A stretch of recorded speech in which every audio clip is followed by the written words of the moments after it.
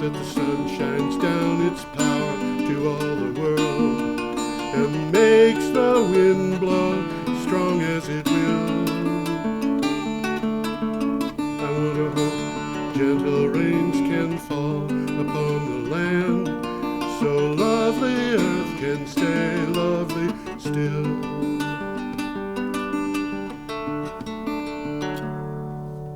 Hello, ladies and gentlemen. Welcome to Energy Week with George Harvey, the not-so-amazing me, and the amazing Tom Fennell over here. In the flesh. In the flesh.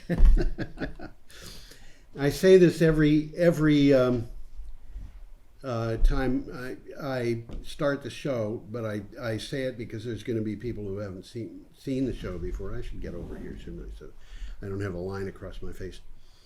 I get news and so forth, information daily from the internet, and I post it at a website, geoharvey.com.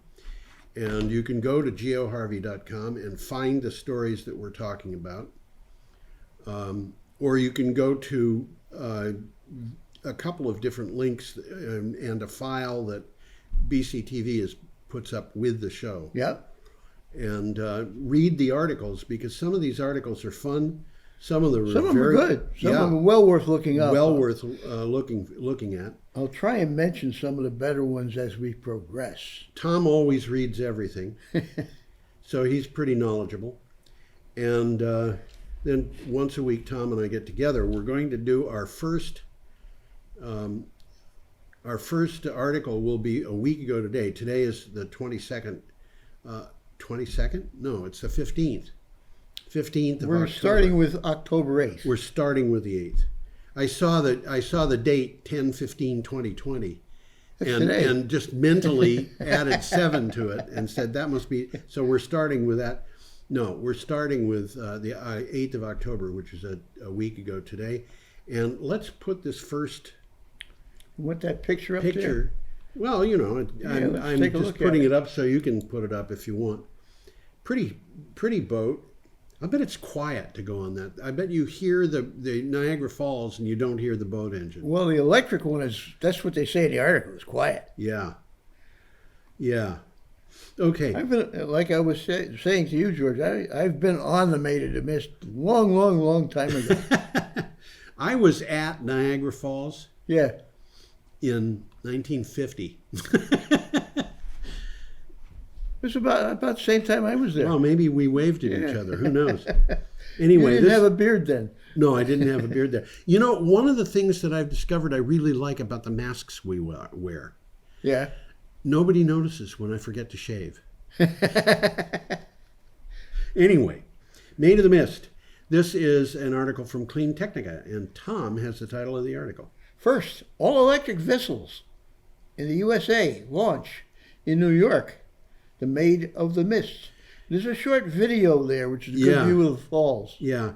The Maid of the Mist, the New York State Office of Parks, Recreation, and Historic Preservation, New York Power Authority, and ABB announced that the Maid of the Mist, the iconic Niagara Falls boat tour since 1846, launched the first of 2 all-electric passenger vessels in the United States.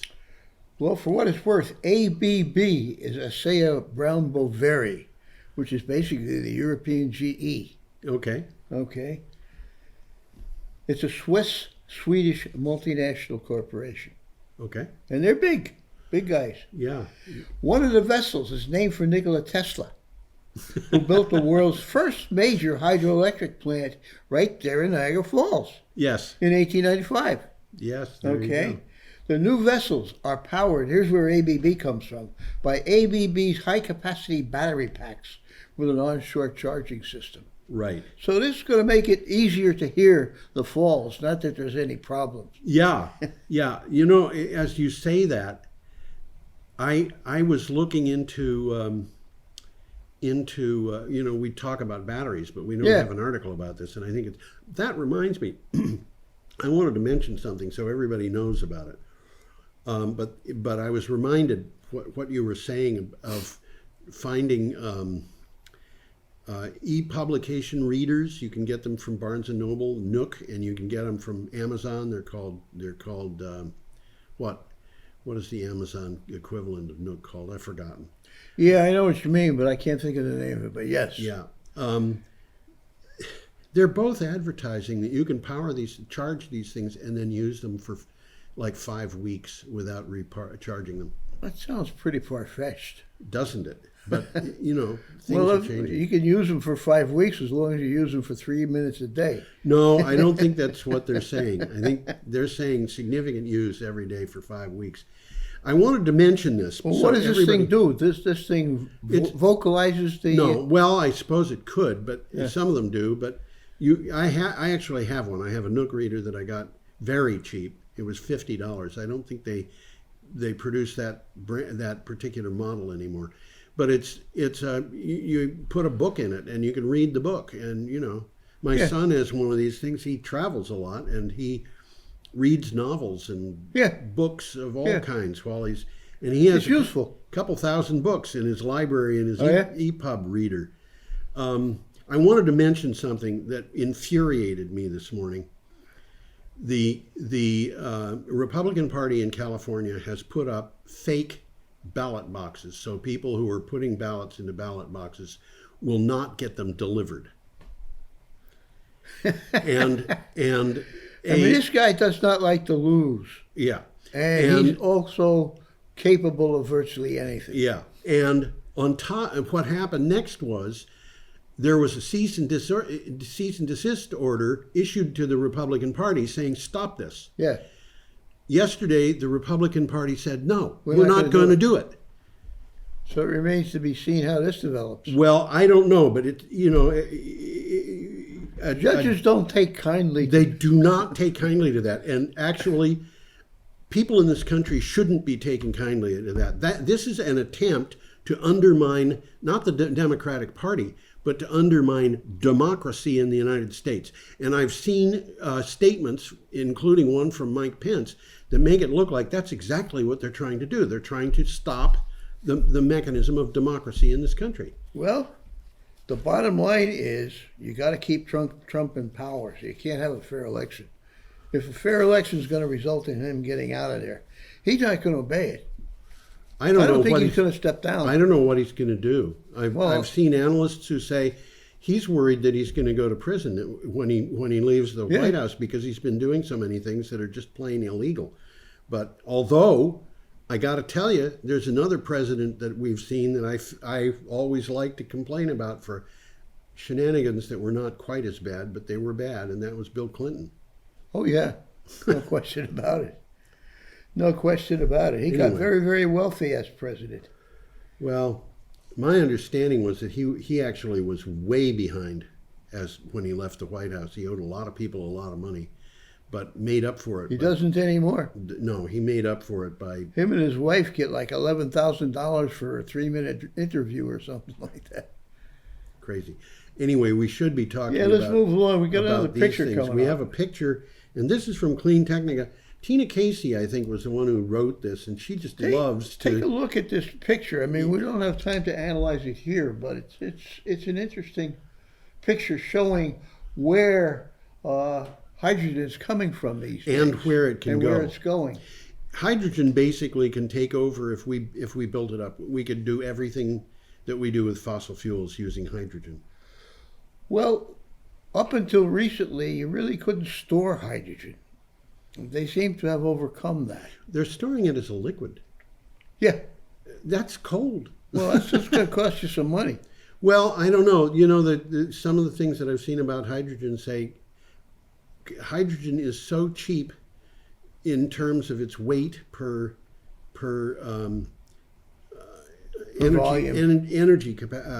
deliverable energy. It's so cheap that it's cheaper than batteries, and you can drive cars on hydrogen, and you can get long range. Well, we've been talking about hydrogen a lot on this show, and its day is coming. I mean, I think its day is coming. Its day is here. Okay. Well, anyway, this is an article from Clean Technica, and as I said, Tina Casey loves using words that are shocking. With coal dead, Department of Energy lobs a green hydrogen brick at natural gas. That's Tina Casey coming up That's with what it says. Shocking headline. With the U.S. coal industry collapsing, which, by the way, it is, we now turn to natural gas. The U.S. DOE announced a major green hydrogen initiative with the Netherlands, which is building international collaboration aimed at squeezing natural gas out using hydrogen. Well, green hydrogen is hydrogen that's manufactured using renewable power. That's right. That means that there's no carbon involved. Exactly. Historically, if you wanted hydrogen, you were probably going to get it from natural gas. They would take the methane and split off the hydrogen atoms, leaving them with carbon. Yeah. And that can be done in a fuel cell, as a matter of fact, but it's a pretty energy intensive way to do things, but it's also usually when it's done, the carbon is released as carbon dioxide into the atmosphere. Well, what's happening now, or starting to happen now, is things like solar are being electrolyzed right into hydrogen. Yeah. They're building these things called artificial leaves. And we've been talking about it from Absolutely. several countries already. Australia's getting big on it. Absolutely. The Netherlands, obviously. Netherlands. Okay, should we move on? Well, we got some notes here. The Netherlands has more offshore wind potential than it can use. Oh, yeah. Okay, so green hydrogen would enable it to market its surplus without building major new transmission lines. Same thing's true in America, really. Yes, it is. In addition to generating electricity in a fuel cell, hydrogen can be moved over long distances in bulk by ship, truck, or pipeline. Right. So you're going to be hearing more about hydrogen than you have in the past. And one of the things about that picture, if you go back to the picture just for a second, you see that round thing which is at the bottom of the center of the screen with a map of the United States, and it says gas infrastructure. What they're talking about is putting the hydrogen into the natural gas pipelines. Yeah. So the pipelines are there already. Yeah, they're there already. You don't have to do that. And actually, it would be a great improvement because leaking hydrogen would be a whole lot better for the environment than leaking natural gas. Okay, should we go on? Well, when you leak hydrogen, it combines with oxygen in the air, turns into water. So it's just water. You can drown in water. That's dangerous. Not a terrible thing to have happen. Okay, we got a picture coming up of a fire truck. Huh? It's a fire truck, but it doesn't look like a conventional fire truck. Whoop! I had a picture. I had the picture. There it is. There it is. Well, it isn't a conventional fire truck. It's electric. Yeah. It also doesn't have ladders all over it, and who knows what's behind those panels. It might be hoses. Well, electric fire trucks are on the way, according to the article. Yep, we are finally getting electric fire trucks. Volvo Penta has electric powertrain to put into fire trucks produced by Rosenbauer. The name of the electrified fire truck is quote, revolutionary technology, end quote. So it's called a Volvo Penta RT. For now, there are just 3 test trucks. They're going to trial services in Berlin, Amsterdam, and Dubai. I think there are electric fire trucks already in China. It would make sense. I'd be surprised if there wasn't. Yeah. Well, details in this article are kind of slim. Yeah. They did say there's 2 motors, but I don't know if there's one in the front and one in the back.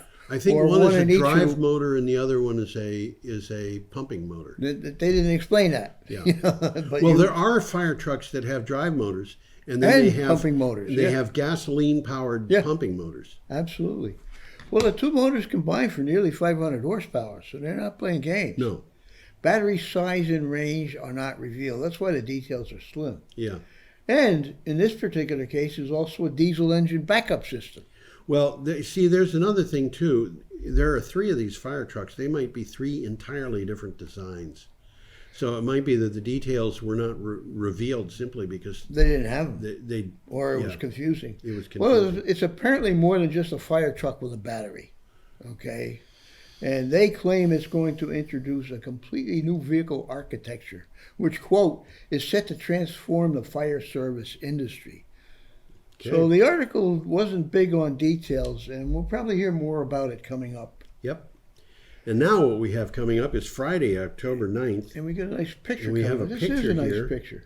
And I've got to get that thing out of the middle of it. There we go. Yeah, there we go. That is wild land in California. That's what it says. That's what it says.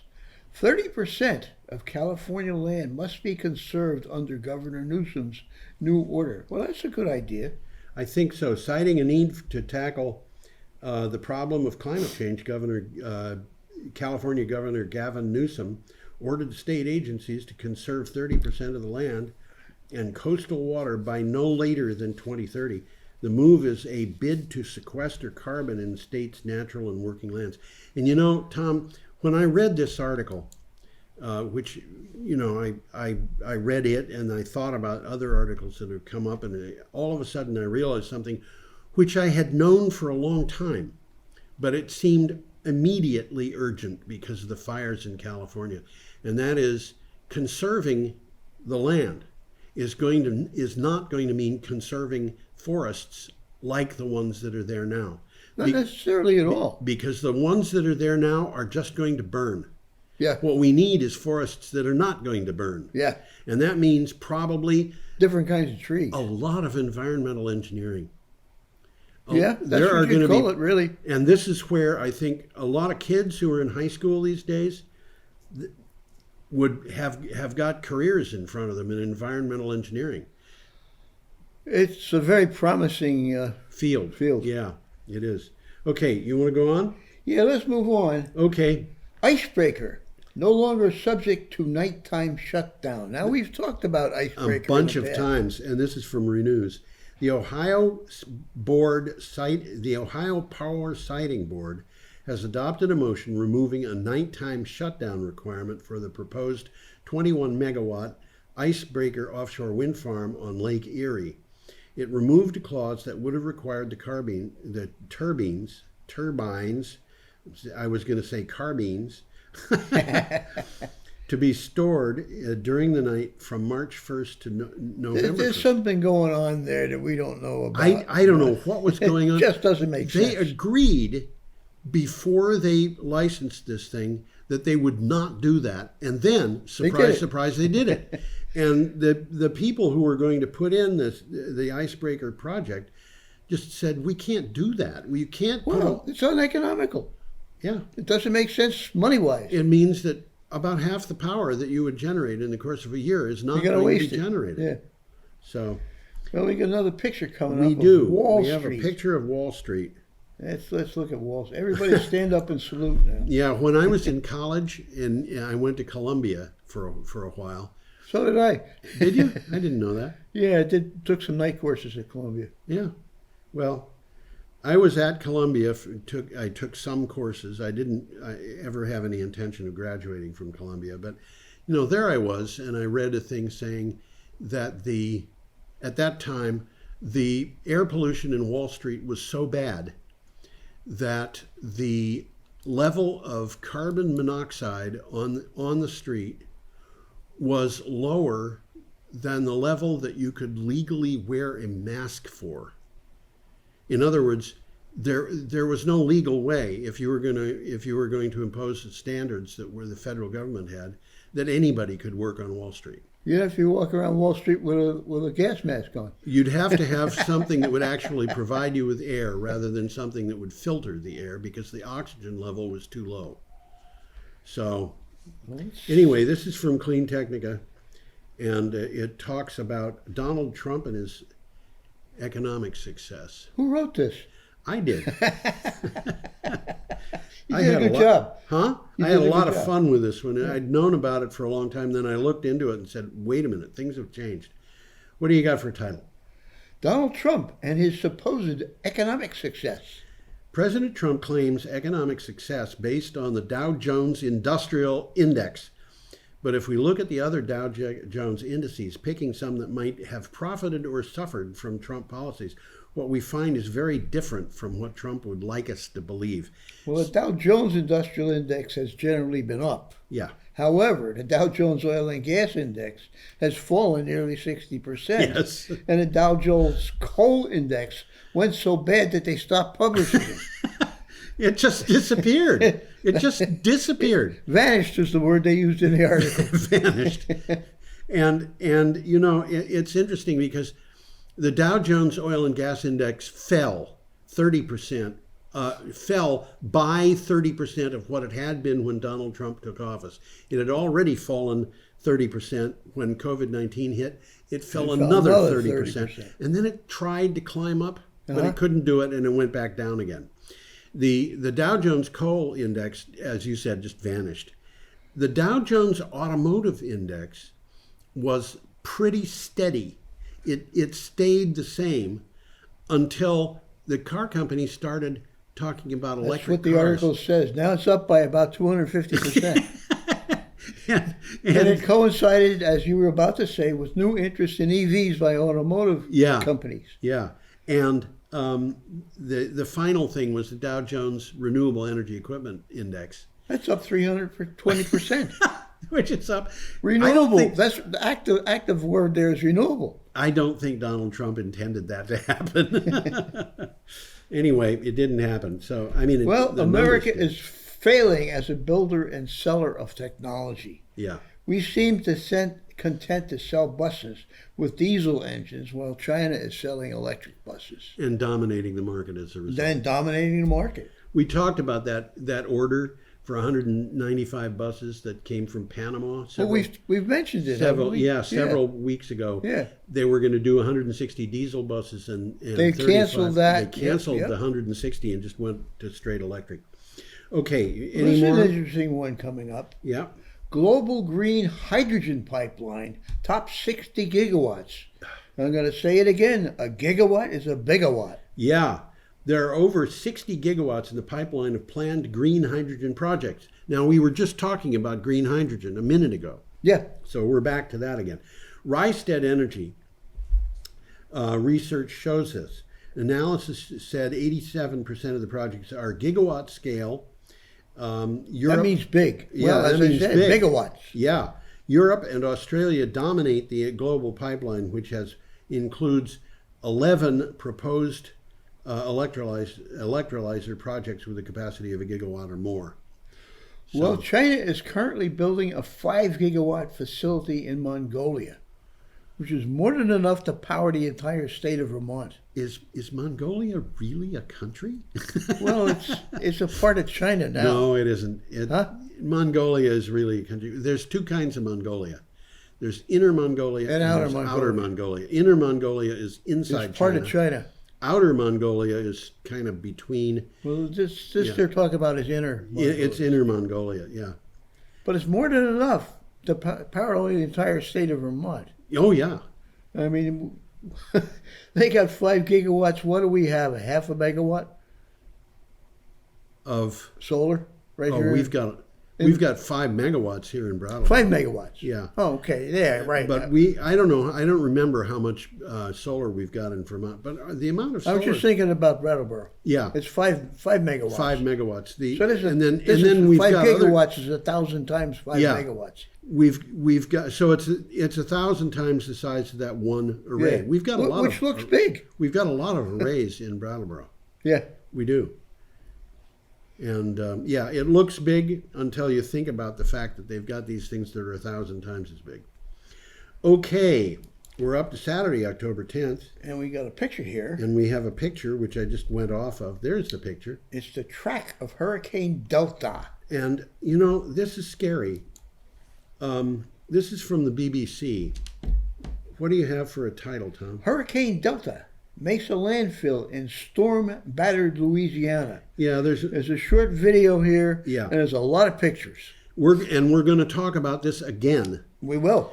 Hurricane Delta hit land in Louisiana, which is still recovering from Hurricane Laura in August. Delta was the 10th named storm to make U.S. landfall so far this year, breaking a record that has stood since 1916. By the way, Mike Pence said there aren't more hurricanes than there used to be. There were always, but Mike Pence was. Well, we ran out of names. Yeah, I know. Now we're using Greek letters. I think it was 2 years ago we did that too. I forget, but we did run out of names. Delta hit Creole, Louisiana as a Category 2 hurricane with winds of 100 miles an hour. Now, Creole, Louisiana is a village. And where is it? It's about 10 miles from Cameron that we've talked about before. Right. This storm hit only 25 miles from where Laura hit. Yeah. And both landfalls were in Cameron Parish, and Cameron Parish is washing out to sea as we speak. Yeah, it's Cameron Parish is the county in the United States that had the highest pro-Trump vote, which is also interesting. Which is, and Trump, of course, is the chosen one who was chosen to punish America for its devotion to the worship of Mammon. Well, from the article, this is scary. Yeah. The National Hurricane Center warned of an 8-foot-high, life-threatening storm surge. Yeah. Across the Louisiana coast. Yeah, across the Louisiana coast. So you better not be out there surf fishing when that comes by, because you ain't going to make it home. Yeah, well, we got a nice picture here. Well, it's sort of nice. It looks nice until you realize what it is. What's that? The Hurricane Laura? Wildfire. Oh, wildfire. There it is. There it is. That's a bit troubling. Until you look at it, realize that the orange is flames and the white is smoke. It looks like a nice picture. Yeah. 5 of California's 6 largest fires on record are burning right now. Right. And I heard on the radio today they've cut off power to that whole area till the wind stopped blowing. They just did it overnight. A lot of pictures in this article. Yes. This is from Clean Technica. Wildfires in this single year have burned more of California's land than they did in the entire first decade of reliable record keeping, which was 1984 to 1993, and nearly as much as the entire decade of the 1990s. Well, and there's some nice graphics in the picture. Yeah, the year is not over, and it is scary to see what's happening to the land in California. We're going to have to have, as I said, we're going to have environmental engineers who can figure out how to maintain those forests so that they don't burn so easily. Well, yes. And there are ways that you can do that. Well, put it in different trees. Put in, different species. And of course, we've known that this was coming. It was more than 10 years ago that the Vermont Agency of Natural Resources basically said, well, in the future, and it's not that far into the future, we're not going to have a lot of maple trees in Vermont, and we're not going to have a lot of apple trees in Vermont, and we're not going to have aspens, and we're not going to have birches, and we're not going to, and you just go down this list and you say, holy smoke, what's left? Well, it's all pine trees. Pine trees were one of them, but unfortunately there are invasive species that are going after the pines now. Oh, is that so? What they had said was they expected our forests to be oaks and hickories, which is going to give us fall colors that are a beautiful russet to dark brown. It's not going to get leaf peepers in Vermont with that. And they're talking about just a couple of decades away. And the woolly adelgins... Well, the maple trees are moving north. Yeah, the woolly adelgins are already here. Walking up north. Yeah, that's right. And what's that Beetle Bailey character? No, it's a tree that walks. I don't remember that. It's not really a tree. It's a guy. It's a soldier masquerading as a tree. Oh, I do remember that. Well, there's some graphics in this article. Yeah. That demonstrate the size. Oh. And if you combine the acreage of the fires presently burning in the West, and this comes from that article, it's as big as New Hampshire and Vermont put together. Yes. This is really... This is nothing to sneeze about. And to have people like a Supreme Court appointee testify to Congress that she thinks that climate science is contentious. Yeah. Is this the lady that they're talking about now? It's contentious, all right. It's contentious because there are people who are being paid to make sure it's contentious. Yeah. And that's but it's not contentious. I had it on, but I was doing stuff else. I saw Willie Soon in the news today. Who? Willie Soon, the guy that was paid $1 million to write articles saying that climate change was caused by the sun. Yeah. It's, and this is a guy who's been discredited. And of course, the people who want to publish what he says are calling him a mastermind because he comes up with stuff that agrees with what they want him to. What they want. And what are they, Anyway. Well, we got another picture coming up here. We do. And how's that? This is an interesting picture. It is. It's three different types of floating platforms. Yeah, and this is just 3. There are others. But, These are the types, well, as it says, they're floating platforms. Yep. This is for deep water. They can't plant it in the floor of the ocean because it's too deep. It's too deep. So they float and they anchor them in place. Right. And I wonder what's going to happen when one of these things breaks free. Well, this is what the article says. Offshore wind grew 19% globally in 2019. Just 1 year. Offshore wind. Wow. Article from Clean Technica. Global installed offshore wind capacity reached 27,064 megawatts, which is a little over 27 gigawatts, which is a 19% increase from the previous year. This and other trends can be found in the 2019 Offshore Wind Technology Data Update released by the U.S. Department of Energy's National Renewable Energy Lab. Well, it's interesting. There's only one commercial offshore wind farm currently operating in the United States. That happens to be wrong. There's 2. There's 2 now? Yeah, there's that one in Virginia, which is just 2 turbines. Okay. That's a pilot project. It is a pilot project. They plan to put a lot down there. They plan to put a lot down there. Well, this is an interesting statement. U.S. offshore wind capacity under permitting has increased 300%. Okay. Offshore wind costs are expected to continue to decline globally. Yes. And floating offshore wind allows projects to operate in deeper waters farther from shore. Anywhere. You can, these things are going to go up off California. Yep. Oregon, Washington State. They don't have to be shallow enough. Exactly. They can be far enough out to sea that nobody would even be able to see them from land unless they're standing on a mountaintop, and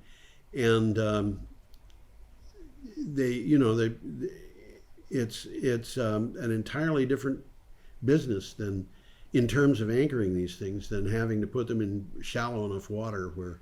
Well, we're talking about floating wind farms, and we're going to talk about another one. Yes. Let's get the picture of it up there. Here we go. How's that? Is that a good picture? It looks like a good picture. That's an old picture. Yeah. This is from The Guardian. Well, High Wind was the first floating wind farm in the world. Yeah. First major one, anyhow. Yeah. It's off the coast of Scotland. Scotland? Scotland. That's where my daughter lives. Yeah, you said that. Yeah. Investors and graduates flock. Graduates. Well, they're talking about kids getting out of school, yeah. I know. Investors and graduates flock to the UK's burgeoning wind farms. And they are burgeoning in the UK.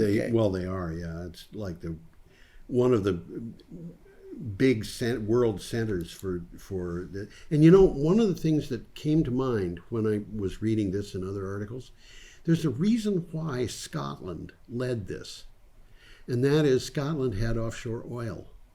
And the offshore oil rigs had people who were accustomed to living on oil rigs and knew about the different kinds of things that had to be done when you were. So they really didn't have to train these guys. They know how to do it already. They were taking people. I never thought about this before. They were taking people from the oil industry and moving them into the wind industry. Well, let's take another look at that picture there. Yeah, let's see. You read the title. I read the title. The UK is pursuing an ambitious plan for offshore wind power. It will require an average of 1 wind turbine to be installed every weekday for 10 years. That's 2,500 turbines. Yeah.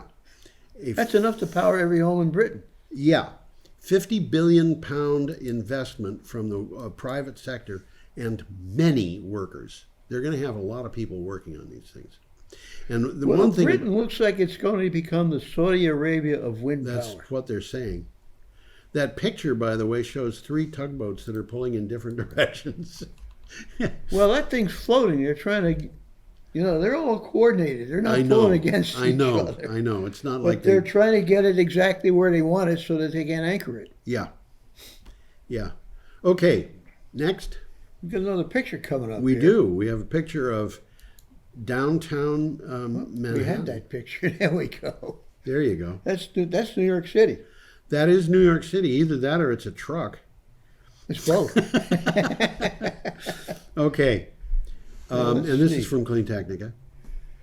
New York pathways to bus and truck electrification. To achieve New York's ambitious climate and clean energy goals outlined in the Climate Leadership and Community Protection Act, New York needs to aggressively pursue greenhouse gas emissions in the transportation sector, the largest source of emissions in the state. So transportation accounts for the largest amount of, it's the sector that is the most important in terms of their emissions. They've got to absolutely. cut this down. Well, you burn fossil fuel, you get CO2. That's right. And what we need to do is get away from that.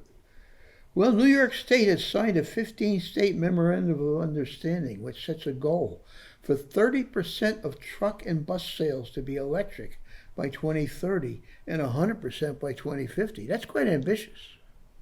Yeah, although I think in retrospect, when we get to 2050, we're going to look back at it and say, yeah, that wasn't all that ambitious.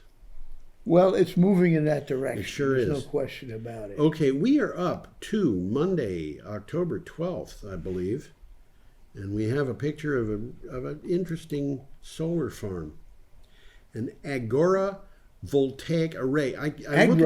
Agrovoltaic. I just did it. I look at the word agrophotovoltaic, and what I see in my mind is agoraphobic. Well, there's not much of an agora here, so it looks safe to me. Well, what it's saying is agro-photovoltaic news. Oh, you did that so Bifacial panels in Germany, grazing sheep in Austria. Yeah. And they should mention they're grazing sheep in Brattleboro. There sure are. Next to Sun has an innovative PV system that combines agricultural use and solar power in the same area. It has a vertical arrangement of solar modules that use sunlight from both sides. That's different. That's interesting. Both the front and the rear, facing east and west. So those lines in that picture go north and south. And they get a lot of sunshine in the morning, and they get a lot of sunshine in the afternoon. And the time when they don't get the sunshine during the day is about noontime, when everybody else gets sunshine. Well, from the article, agoraphobics. Agoraphobics. I can't even say it. Agrophotovoltaics. Yes, there combine you go. Solar power with farming in a way that benefits both. Yeah, I have a rule. When I do my searches for news, there are certain kinds of news that I always look at articles on. And one of them is wind power and human health. Another one is wind power and land prices. Another one is wind power and animal mortality, birds, bats, whatever. Yeah, we've talked about that. And but the fourth one is solar power, arrays, and agriculture. That's what this article is all about. Exactly. If there's an article about that, I always open up at least one article, one story, so I can see. Well, it's a logical development because a solar panel takes up a lot of real estate. That's right. And you don't need all of that real estate. You need it, but you're not using it all. That's right. So if you can grow plants in between and underneath the solar panels, you're ahead of the game. Grazing animals. Or grazing animals. Yeah. There's a nice picture in this article of a bunch of sheep sitting underneath the panels. But another one that is very common is beekeeping.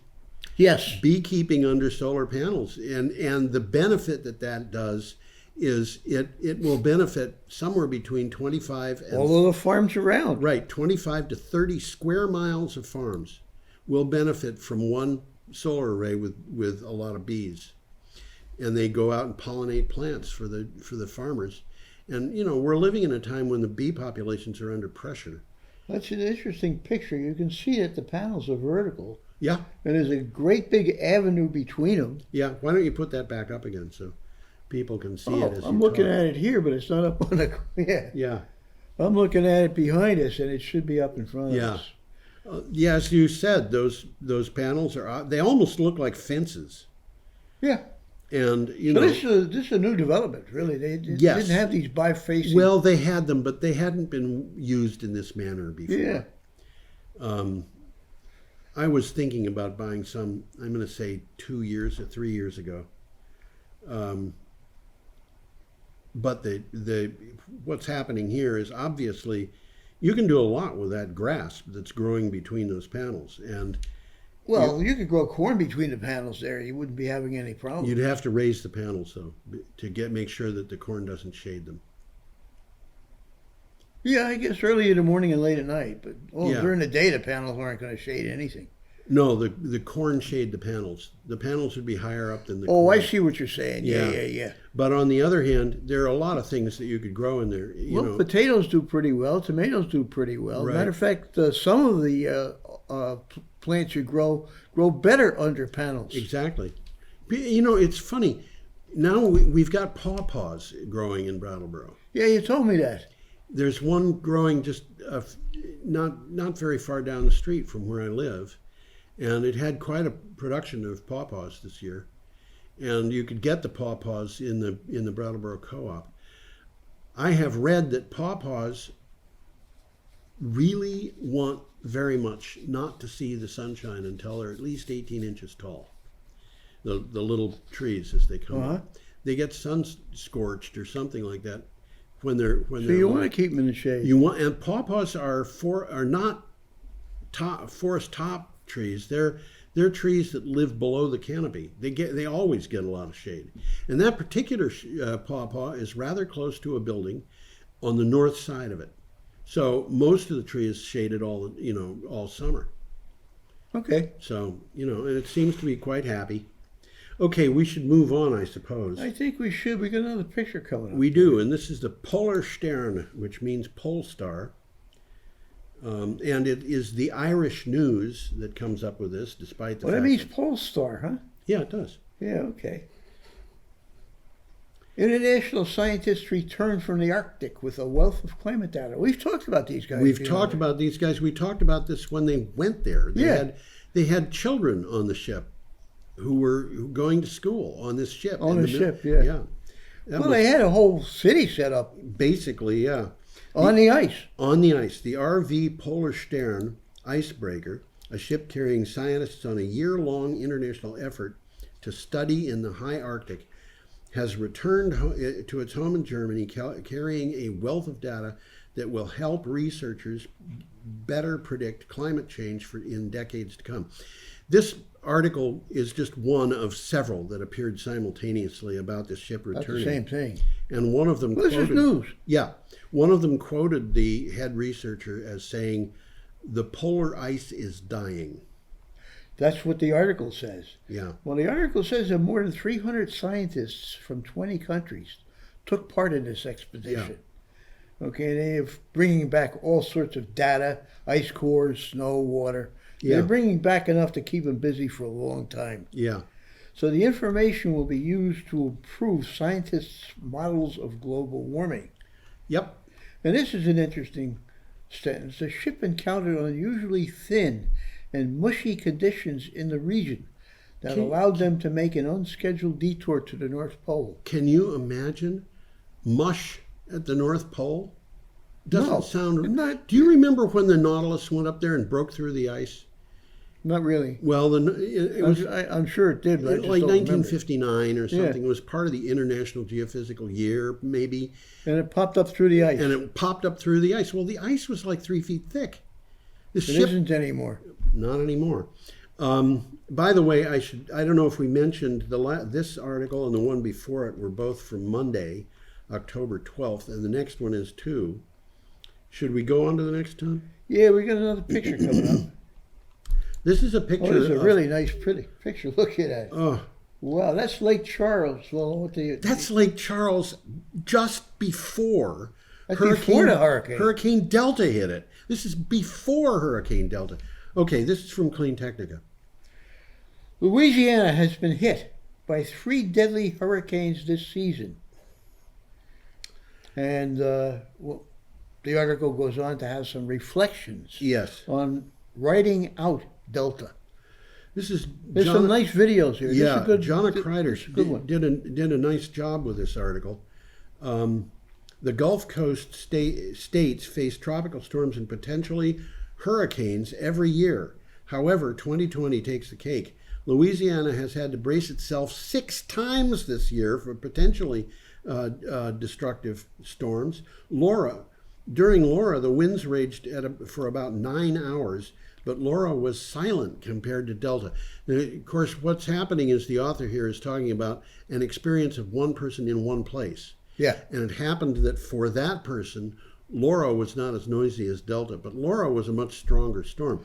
But the thing bring a picture up again. The thing that's distressing is just look at that building, and This the is hurricane is before the about to come. This is before the storm. This is before the storm. This is the result of the previous storm. The previous storm, they hadn't been able months? to clean it up. Yeah. And then all of a sudden, all this debris that's around, what does that become? Projectiles.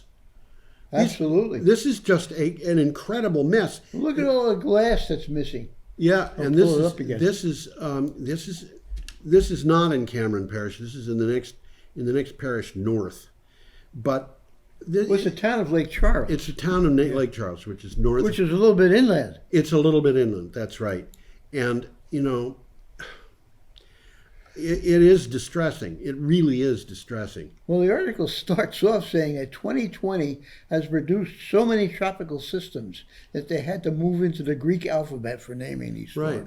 Yeah. They ran out of people names. And the hurricane season is not over yet. That's just what it says. The season's not over till the end of October. And these storms have devastated communities all across the Gulf. All around the world, really. Well, really. It's bad. And was it this year or last year? There was actually a hurricane that came up in January. I mean, I don't remember that. Things have got absolutely crazy. And, but it's not different than it used to be, according to the Vice President of the United States. Okay, should we move up? Yeah, we get another picture coming. We're up to Tuesday, October 13th. And we're going to look at the West Star Power Plant. Yeah. Which is the Jeffrey Energy Center in St. Mary's, Kansas. Is it? Yes, it is. Okay. I looked that up. Okay. It's a big plant. Well, as you can see. It looks like a big plant. Actually, that picture, I didn't, it wasn't with the article, I don't think. No. I got this from Wikimedia Commons. A lot of times I pick up these articles and they have pictures that I don't want to use because I've already used them. Sometimes I don't want to use them because I know I can get a better picture at Wikimedia Commons. And I don't want, there are places that repost my stuff. Uh-huh. And one of them is Green Energy Times. And I don't want, that's a commercial site. Mine is not. Right. And I don't want them to be picking up photographs that need to be paid for. Right. You see. So well, that plant was originally designed to have 5 units. Yeah. They built 3. A couple of guys got killed on the site, so they closed the plant for a while, but they've opened it up again. It's a coal-burning plant. I wonder how many people get killed at photovoltaic arrays. Probably not very many. I don't think it's... I don't think so. They get butted by a goat, maybe. Butted by a goat. Okay. West Star, well, it says West Star, stop CO2 emissions bouncing back after the COVID plunge, according to the IEA. CO2 emissions from energy use are expected to fall to 33.4 gigatons, which is bigatons. Absolutely. 33.4 billion tons to the lowest level since 2011, and the biggest year-on-year fall since 1900. The International Energy Agency, which is the IEA, said in its annual World Energy Outlook. But governments are not doing enough to prevent a rapid rebound. Well, a good takeaway here from the article. The pandemic has proven to be a catalyst for a move away from fossils and towards renewables. Yes. So it's not just economics anymore. Yes. Okay. Scientists warn against complacency that the pandemic would help reduce oil demand. Yes. Okay. Or broader carbon emissions permanently. It ain't going to happen. Yeah. Global annual investment in clean energy needs to increase from $300 billion to $1.6 trillion. That's a big increase. Yes. If it is to have any hope of tackling the climate crisis. Well, there's something that people should remember, and that is when this money is being spent in much larger amounts, it means that people are going to be employed. Well, that's for sure. So if you want employment, there's a place to do it. We've got massive amounts of infrastructure in the United States globally also that is going to need to be replaced. I'm not talking about just because of climate change. If you've got a coal-burning power plant, it's going to have to be replaced soon in all likelihood, because almost all coal-burning power plants are getting old. Well, there's economics is involved too. Yeah. It costs too much to run nowadays. When you are going to replace these plants, it makes sense to replace them with something that is more looking to the future. One of the articles I read, said that even if they were getting the fuel for nothing, it's still cheaper. I know. It's cheaper to have solar or wind than it would be to have coal if the fuel was free. Well, from the article, solar is the new king of global electricity. Yeah. I was just seeing your cursor on the screen, which is not on the main monitor. But I was saying, what is that? Because a little box came up with it. A little box. They can't see this. No. They can't see my cursor. Yeah. Okay. Should we move on? I think we should. This comes from Grist. We have an article from Grist, and we have a photograph. No photograph with that article. Sorry, I've already turned on the next photograph. We'll save that one. But this is new polling on climate change. Denial is out. Alarm is in. Well, it's about time. This article had a piece of artwork with it that had people. It was a cartoon of people in denial. Oh yeah. And one person in denial and four people who were very alarmed. It looked like a 1950s thriller movie poster or something like that. I don't remember seeing it. I did pick up the articles. So. I might be wrong. It might be a different article, but it was okay. Americans are now nearly 4 times more likely to say they're alarmed by the climate crisis than to be dismissive about it. That's the highest ratio ever since the Yale program on climate change communications began gathering data in on American attitudes about climate change back in 2008. Well, what it says, the most recent data show that there are roughly 4 alarmed citizens for every 1 American dismissing the science of climate change. Yeah. So people are starting to pay attention. Right. And that is going to be reflected in the way they vote. It's real, it's us, and it's bad. Yeah, it's bad. And, it's like somehow this woman, Amy Coney Barrett, who's been selected to be on the Supreme Court, believes that there's some kind of talk back and forth about whether it's going on. I'm sorry, the scientists aren't disagreeing about it. Well, as we've talked about. Well, I've said this before, but it's probably worth saying it again. Barack Obama said it was 97% agreement. And when that happened, there were a number of organizations that tried to find out what that other 3% was. Yeah. And of course, it could be made up of people who were denying that it was happening, or it could include people who were just had no opinions that they wanted to express. MSNBC did a survey of almost 70,000 scientists, and they were able to find 4, not 4,000, 4 who said it's not happening. And my take on that instantly... Those 4 are all being paid off. No. My instant take on that was I would expect to find more than 4 people saying yes. If I went to 70,000 physicists and asked them the question, is it true that you believe that you are the reincarnation of Isaac Newton? But I am. You couldn't be, because I am. What can I say? Okay, should we move on, Tom? Yeah, we should. We got a picture coming up. Yep, and we're up to Wednesday, October 14th, and we have a picture of a swimming polar bear. You're getting ahead of the game. We got a Tesla Model 3 coming. We have a Tesla Model 3. Okay, well, let's go back to the Tesla Model 3. There we go. There we go. Nice looking car. This is from Clean Technica. Yeah, it looks like every car that's been made. They all since look alike now. Yeah. U.S. like Tesla sales up 22% in the third quarter, while U.S. auto sales are down 9%. This is kind of typical of the numbers that I'm seeing. Overall, the U.S. market of new sales declined 9% in the third quarter of 2020 compared to the third quarter of 2019. That's much better than earlier in the year. Across the first three quarters, the U.S. auto sales were down 19%, but Tesla and a few others are up. Well, Tesla accounts for about 75 to 80% of U.S. electric vehicle sales, okay? Right. So they got the market. Yes. Tesla saw its sales rise by 22% in the third quarter of 2020 versus 2019. Yeah. Okay, in contrast, 20 popular brands sold in the U.S. saw their sales drop.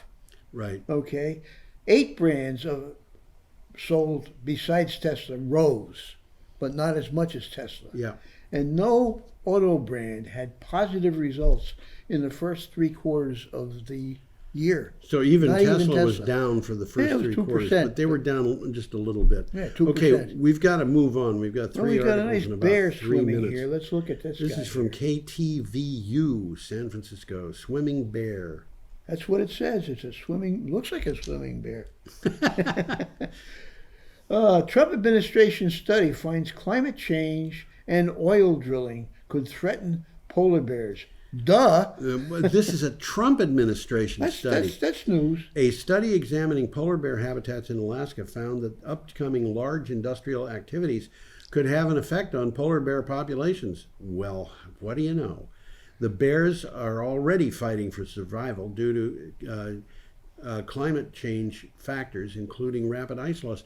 Honestly, Tom, I don't see how polar bears can survive. Well, I think that's part of what they're telling you in this article. I've been saying that for years. I just don't understand how they can survive. There's 2 videos in this article. The first one isn't very interesting, but it's informative. Yeah. J.P. Morgan Chase will no longer provide loans for oil and gas drilling in the Arctic. And that's significant, actually. It is. The video isn't very exciting. Okay. The second one is better.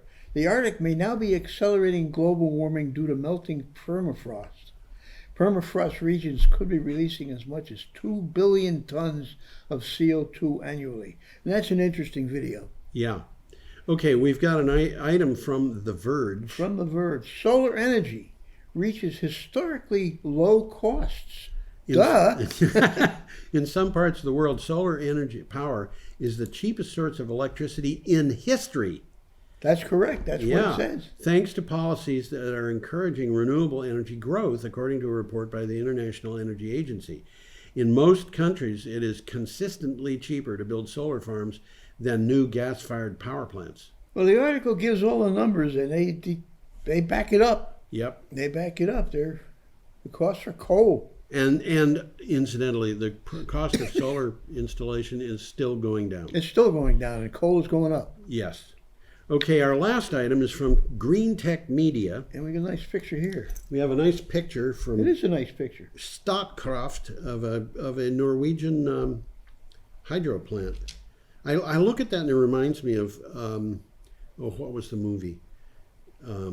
Lord of the Rings. Those movies.